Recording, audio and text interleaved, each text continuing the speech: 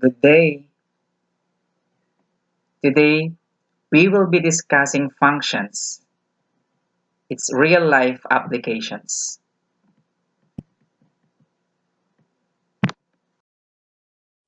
Several pictures will be posted, and you're going to interpret or make a statement describing it.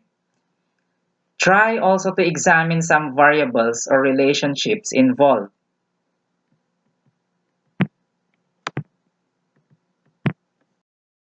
We have the first picture. What do you see?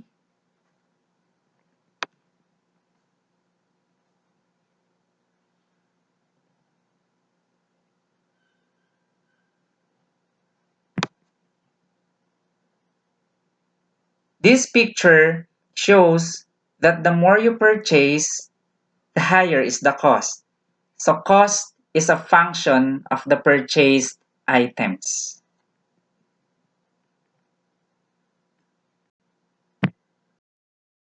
Next, we have the second picture. What do you see?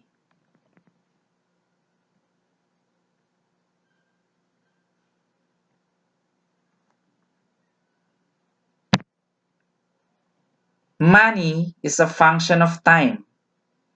The longer you put your money in a bank, the higher would be the interest. We have a third picture.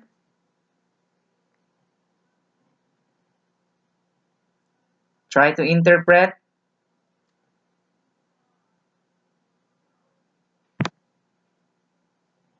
Greater force is needed to push heavy objects. So in this picture, we can see that a guy is pushing a car.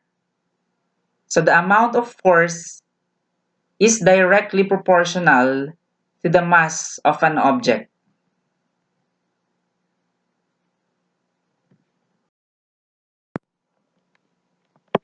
So we have seen from the different pictures several variables and their relationships.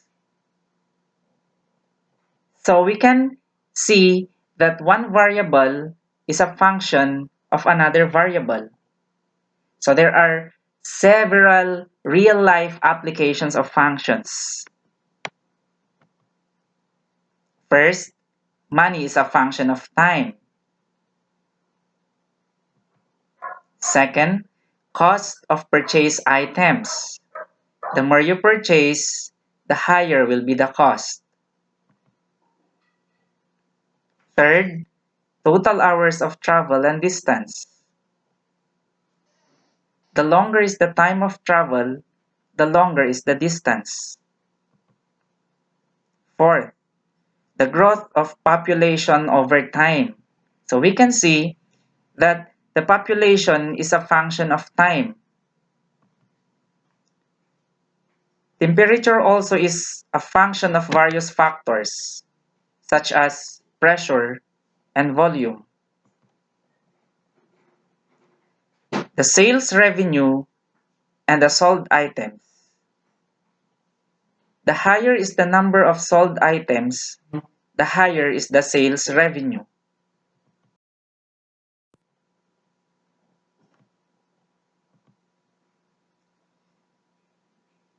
We have the definition of function. It is a mathematical relationship between two variables, where every input or independent variable has one output or dependent variable. So, when we say relationship, it involves two variables. So, we have the independent and the dependent variable. So, let's take a look at the illustration of this definition of function. First, we have the set of independent variable, and then we have the dependent variable. So you can see that most of the time, the independent variable uses x, while the dependent variable uses y. So when we say every input has one output, it has to be this illustration. One is being mapped to a single output, which is 3. 2 is mapped to a single output, which is 4. And 4 is mapped to a single output, which is 6. So we can see that this relationship has a function that is y is equal to 2. Because looking at the illustration, to get 3, we should add 2 from 1. And to get 6, we should add 2 from 4. And to get 4, we should add 2 from 2. So to get the dependent variable y, we are adding 2 from the independent variable x. So the 3, 6, 4 are the dependent variable y. The 1, 4, 2 are the independent variable x. So let's have the applications of functions. So in these problems, we will be dealing with the relationship between the variables, and then we will identify the mathematical model or functions. Okay, let's have the first problem. Aling Nena is selling banana Q in Nama National High School. She sells banana Q at 10 pesos for each stick. A. Is there a relationship that exists between the total sales and the number of pieces of banana Q sold? B. If no, why? If yes, which one is the independent or the input and the dependent or the output variables? C. What mathematical model or function can be derived from this? So here is our answer to this problem. So we can see that the total sales is dependent on the number of banana Q sold. So there must be a relationship that exists between the two variables. So our answer in letter A is yes. If yes, which one is the independent and the dependent variables? So we can see that the total sales is dependent on the number of banana Q sold. So our total sales is the output or the dependent variable, while the number of banana Q sold is the input or the independent variable. And then C, what mathematical model or function can be derived? So it's very simple because the banana Q sold sells at 10 pesos per stick. So if we let x be the number of banana Q sold, to get the total sales, we multiply that 10 pesos to the number of banana Q sold. So that will give us y equals 10x. So that's now our mathematical model.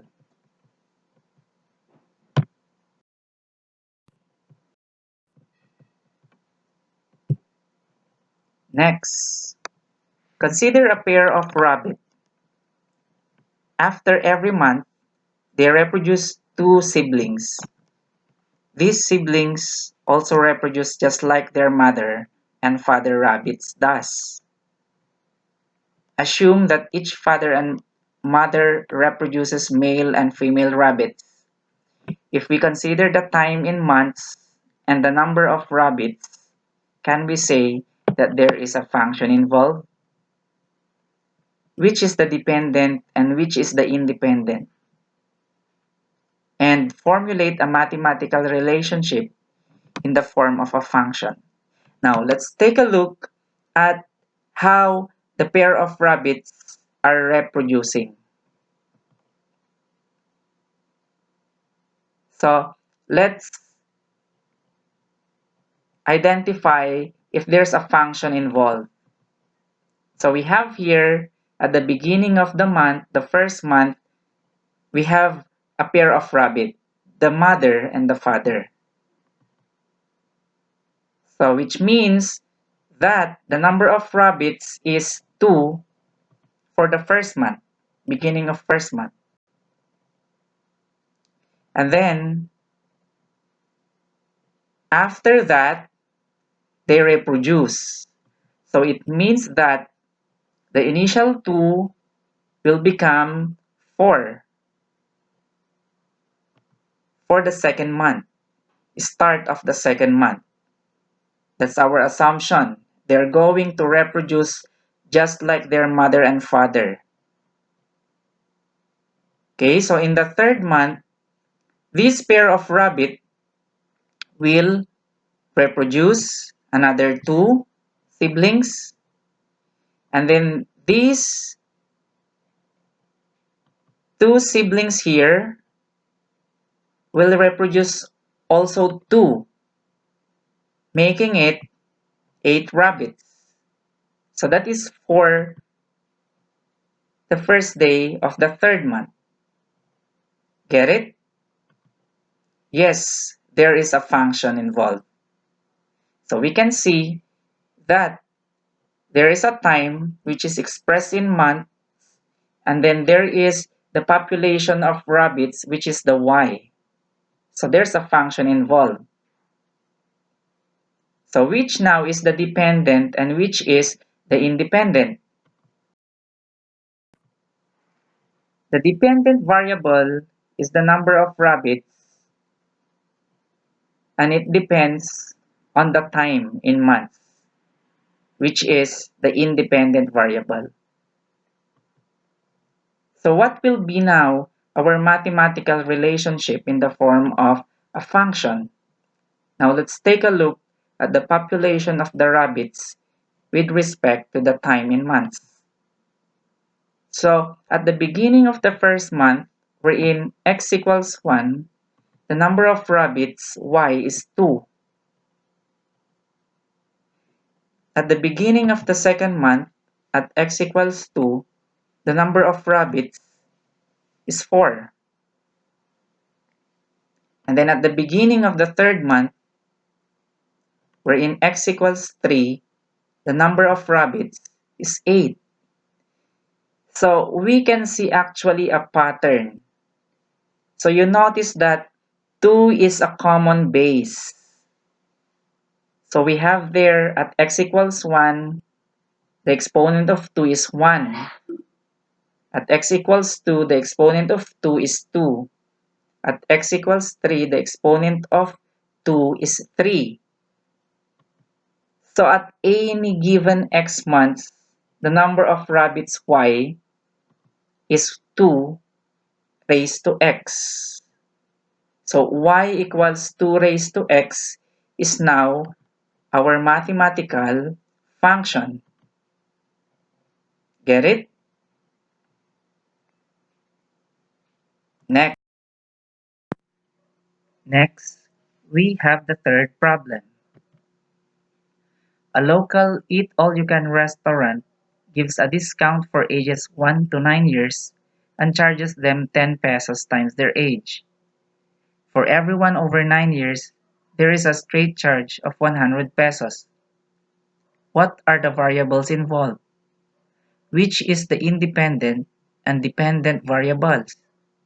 What function best describes the relationship between age and the charge? So we can see from this problem that the variables involved are the age and the charge, and that the age is the independent variable and the charge is the dependent variable.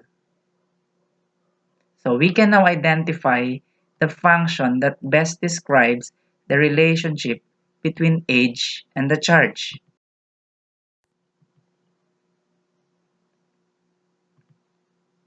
So the function that best describes the relationship between the age and the charge can be derived this way. So we have to identify first, for ages 1 to 9 years old, the charge y is 10 times their age. So that will give us 10x. For ages over 9 years, the charge y is 100 fixed. So you can actually see that there are two equations that can be derived from this problem. And it can be written this way. The y, which is the charge, is equated to two expressions, for which the first one is 10x, and that is for x from 1 to 9. And then the second one is 100 pesos, and that is for x over or greater than 9. So that's now our mathematical function.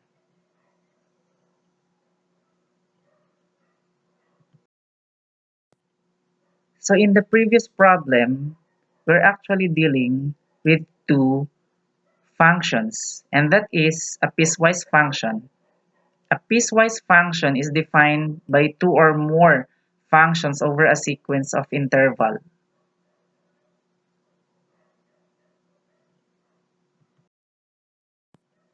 So as an activity, I will let you answer these problems,